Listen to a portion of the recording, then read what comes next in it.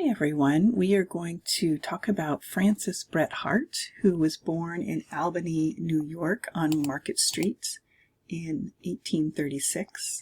This is a picture of Albany at that time, and Bret Harte's grandfather was named Bernard Harte. He was one of the magnates of the city and a highly respected member of the community.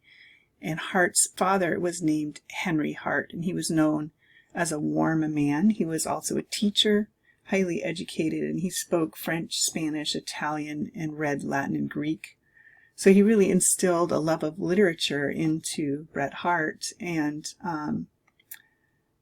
since Harte is fragile, and as a child he has fragile health, he's confined to bed between ages 6 and 10, so he really gets a chance to delve into literature. So he starts reading Shakespeare at age 6. He's reading Dickens and Cervantes, and his dad also has an extensive library, so this really becomes Harte's window to the world. And so he's in the habit of not just reading books, but discussing them with his family, rating them, talking about literature in general. But Harte's dad dies when Bret Harte is 9 years old, and Harte has to help his mom kind of scrape by financially with the help of relatives. However, at age 11, Bret Harte does publish a poem in the local newspaper, and he's pretty proud of himself for doing that. It was called Autumn Musings. However, his family at the time did not receive it well. They were very critical of his the defects in the poem, what they considered the defects. So they didn't celebrate his success there. They actually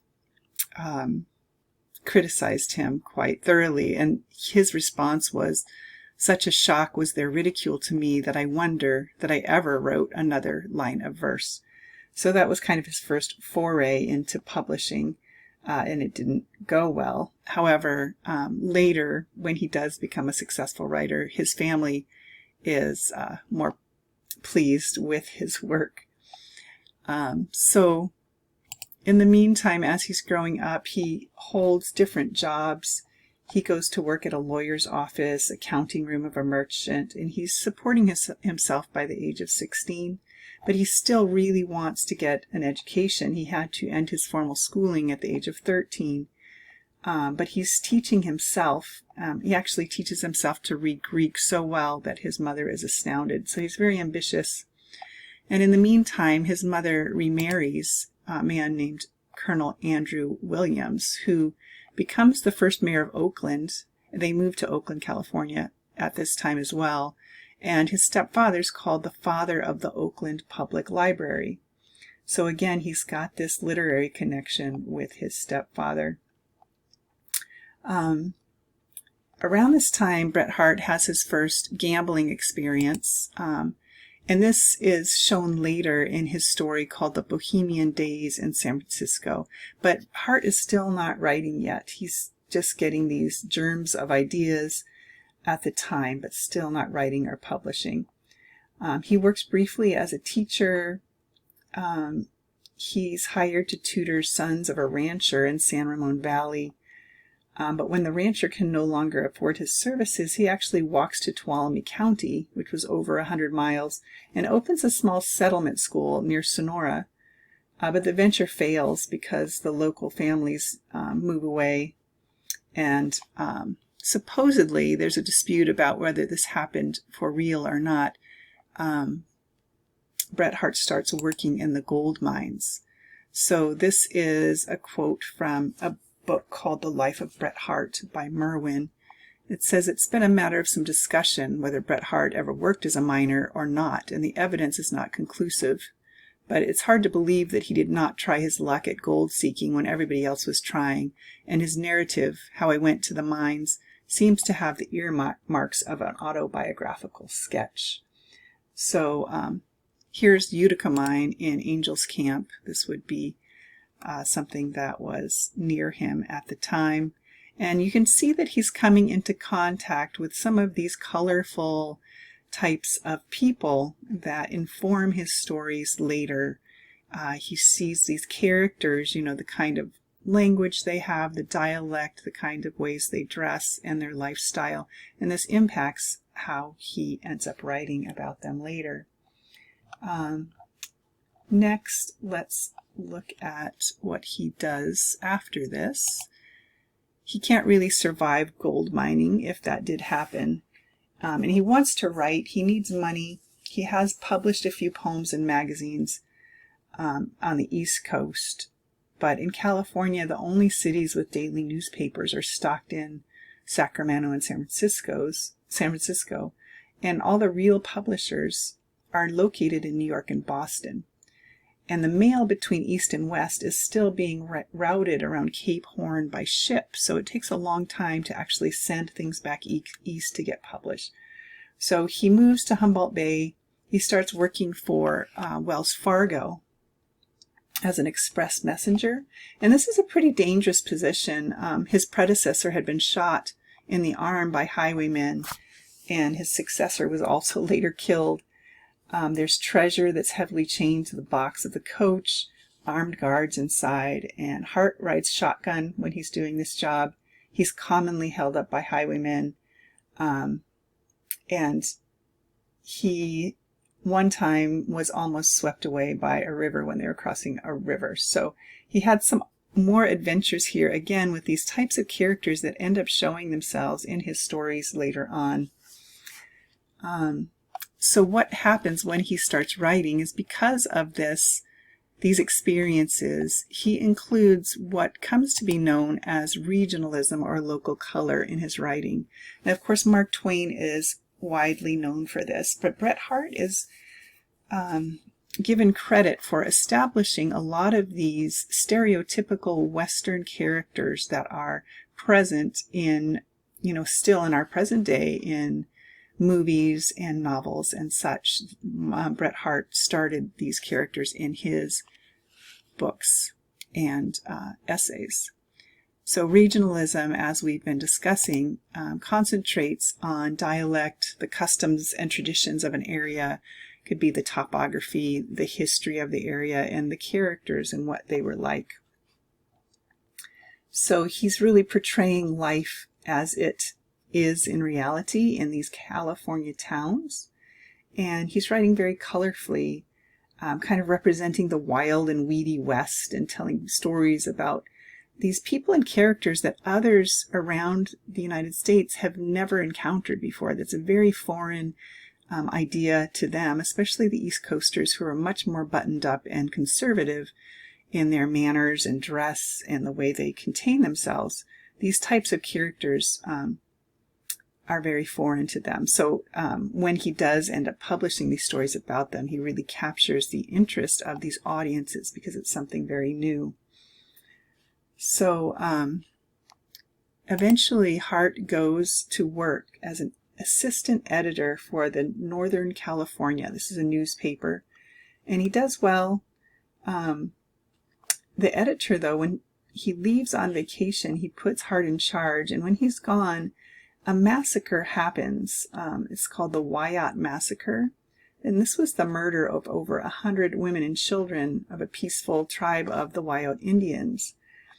Of course, at the time, this type of thing was a common occurrence. There was much prejudice against Native Americans, but it never sat well with Harte. He hated injustice and cruelty, and so he writes this editorial that scathingly condemns the murder of the Indians and publishes it in the paper. And the public is pretty angry about this. I'm going to move forward here. Here's the Wyatt Massacre, a depiction. And here's the reaction. It says, a more shocking and revolting spectacle. I'm sorry, this is what Harte wrote. A more shocking and revolting spectacle never was exhibited to the eyes of a Christian and civilized people. Old women, wrinkled and decrepit, lay weltering in blood, their brains dashed out and dabbled with their long gray hair. Infants scarcely a span long, with their faces cloven with hatchets, and their bodies ghastly with wounds. So Harte puts this in the paper, and there's an angry mob. They're so angry that he reported honestly on this, that they come and they plan to demolish the newspaper office and hang Harte. And Harte waits. He's armed with 2 pistols. The whole evening he hides out in the newspaper office, and then U.S. cavalrymen arrive and break everything up. So he's fired after that by the editor, or by the owner of the paper, and he ends up going back to the San Francisco area. And there he meets a man named Joe Lawrence, who asks him to start writing for the Golden Era. And he says he'll give him $1 a column. So this is another chance for him to write, and he's soon promoted to the editorial room, and he starts getting things published. Around this time, he marries Anna Griswold, and they have a couple children. They don't have a happy marriage. She is very jealous of the time he spends writing, and she does everything she can to disrupt his writing time. She comes up with tasks for him. She shows up at his office. She's very disruptive to him. However, he stays with her and learns to deal with her as best he can, but they don't have the best of marriages. As their family grows, he starts needing to have more money, so he starts a second job at the California Mint. And this is where he meets Mark Twain. So Mark Twain and Bret Harte were contemporaries, and they were friends on and off. They had a relationship that changed over time. But when Twain first came into the Mint and met Harte, Bret had a very specific impression of him. So this is a little long, but I think it's worth reading about their first meeting and Harte's impression of Twain. He said his head was striking. He had the curly hair, the aquiline nose, and even the aquiline eye. An eye so eagle-like that a second lid would not have surprised me, of an unusual and dominant nature. His eyebrows were very thick and bushy. His dress was careless, and his general manner was one of supreme indifference to surroundings and circumstances. Barnes introduced him as Mr. Sam Clemens, and remarked that he had shown a very unusual talent, and a number of newspaper articles contributed under the signature of Mark Twain. We talked on different topics. He spoke in a slow, rather satirical drawl, which was in itself irresistible.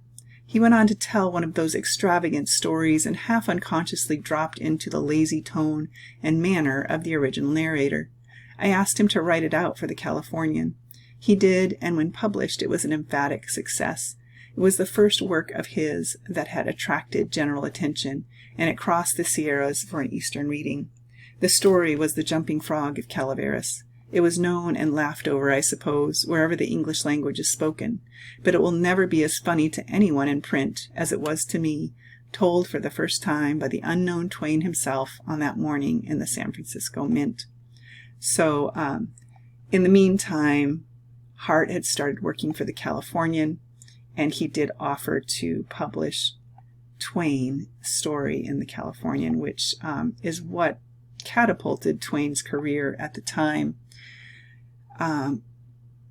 Bret Harte was known to be very particular in his prose and the way he wrote. He was very, being schooled from such a young age in literature, he was very accurate with his punctuation, his grammar, his tightness of prose.